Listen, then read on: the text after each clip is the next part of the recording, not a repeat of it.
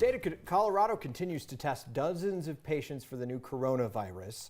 And at this time, the number of presumed positive cases in the state remains at 8, but that number is expected to grow. This story is moving very quickly with new updates coming every single day. From schools to churches to the airport, the spread of this virus can really impact everybody.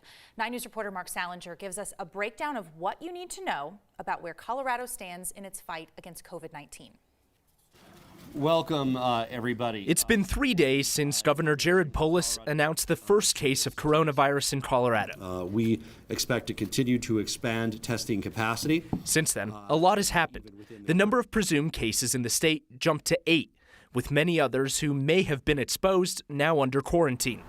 Colorado can conduct 160 tests a day in its lab, prioritizing who they're testing. And we're really looking at people who have had known contact with a laboratory confirmed case of COVID-19 and that they're starting to show symptoms of that.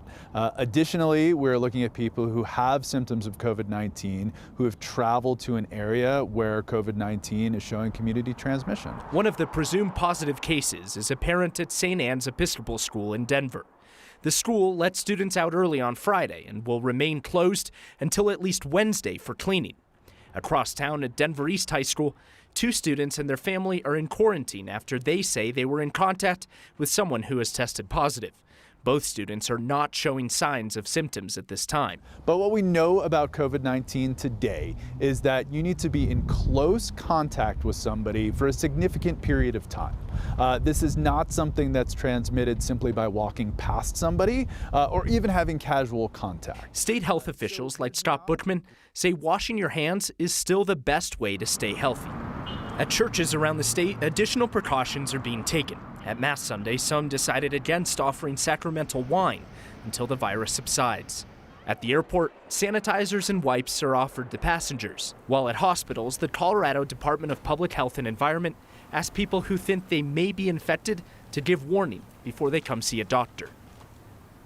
And at this point, the State Department of Public Health believes all the cases they've seen are tied to other cases. They say there is no evidence of community transmission in Colorado. Everyone who's tested positive has a history of international travel or close contact with someone else who's been infected. Jenny? No evidence at this point from the results we have, right? But of course, something they're still looking at, tracking, expecting to see in the future. Absolutely. It could always happen. All right, Mark, thank you so much. There are at least 2 cases internationally now that have ties to Colorado. Ontario, Canada's Public Health Department confirmed today that a woman in her 40s has tested positive for the virus after she traveled here. Officials say she returned to Ontario from Colorado on March 2nd, but we do not know where in our state she was visiting. The second is a doctor who is now in Australia. Australian health officials say this man is in his 70s. He traveled to Denver and Vail for nearly 2 weeks in the month of February. He left Colorado and then flew through San Francisco on February 27th. Officials believe he then contracted the virus while he was here in the U.S. People filled the Costco in Colorado Springs this weekend. There wasn't one empty aisle there. Many shoppers say they decided to get their supplies after El Paso County officials confirmed a case of the virus there. One store manager said the lines were wrapped around the building at one point. The store ran out of toilet paper by 11 Saturday morning. Other popular products were cold and flu medicines and hand sanitizers.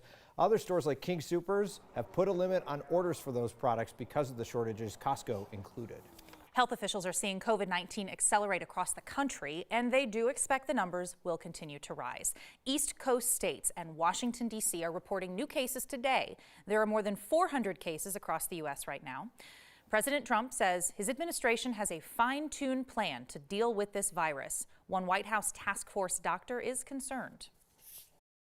We're getting a better sense as the day goes by. Unfortunately, that better sense is not encouraging because we're seeing community spread. The Surgeon General did say today the government is working with private industries and predicts there will be about 4 million coronavirus test kits available by the end of the week. The Grand Princess cruise ship carrying at least 21 people with COVID-19 is now scheduled to dock in Oakland, California tomorrow. The ship has spent the last several days circling the waters off the coast of California. The guests who need medical treatment will be taken to healthcare facilities in that state. The rest of the 3,500 people from 54 different countries will undergo health screenings, then go into isolation to prevent the spread of the virus. There are at least 2 couples from Colorado on that ship that we know of, one from Fort Collins, one from Loveland. Both have told us that they are not sick, Vice President Mike Pence has called for new standards from the cruise line industry. Enhance entry and exit screening, and also to establish shipboard testing for the coronavirus. New quarantining standards will be coordinated with the CDC for all ships. Vice President Pence expects those standards will be developed in the next few days. Investors will be watching the major stock indexes tomorrow as they brace for the economic fallout from COVID-19. Futures on the Dow are down more than 1,000 points. The S&P 500 futures also indicate a 4% drop at the open on Monday. All three of the major stock indexes ended down 50 points or more on Friday.